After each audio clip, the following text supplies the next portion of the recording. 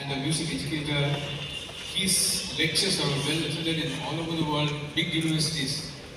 And he's with us today on an invitation, so he's here to witness this concert and give us a report about how he prepared.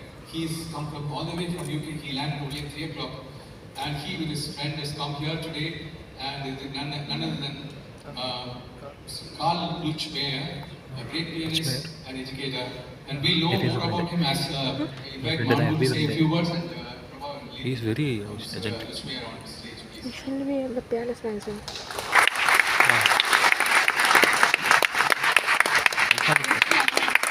Renowned as a concert pianist and a lecturer. He performs across the globe and has performed at all the London concert halls.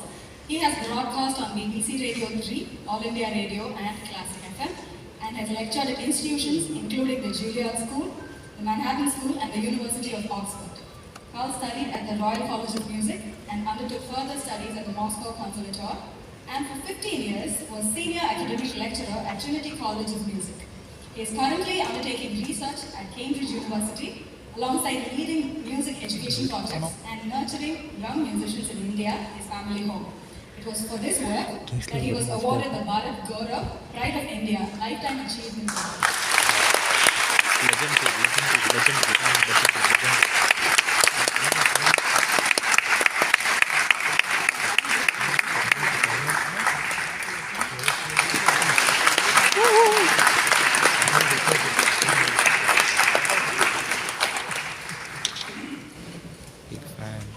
Thank you so much. As Augustine said, I got off a plane at about 3 o'clock this afternoon, and I thought I was obviously in Chennai. How wonderful to find that I'm back in Vienna or Paris or wherever it is. Because actually, let us be honest, the opera takes us, just as the theatre and the opera does, to extraordinary places, both outside in the world around us, and inside, in the soul, in the mind, and in the heart. And it is fabulous to see so many people. Of course, I know there was the earlier performance. The thing I just wanted to make you think about, particularly you as the audience, as has already been said, you are the lifeblood of what music is. I wanted you just to think for one moment about that. As far as we know, we have evidence of human societies for about 40,000 years. And as far as we know, all of those societies had music. They didn't all have engineering. Very few of them had cryptocurrency, but they all had music. You know, their parents probably didn't care if they became lawyers, but they all had music.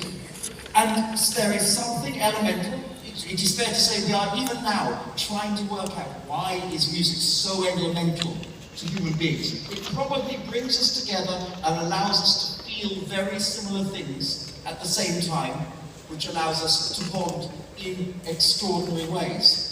But the thing that we do have to remember, we have got used to in the last, 150 years. We've got used to this idea, there's a bunch of people over there sitting down, and there's a bunch of people up here doing.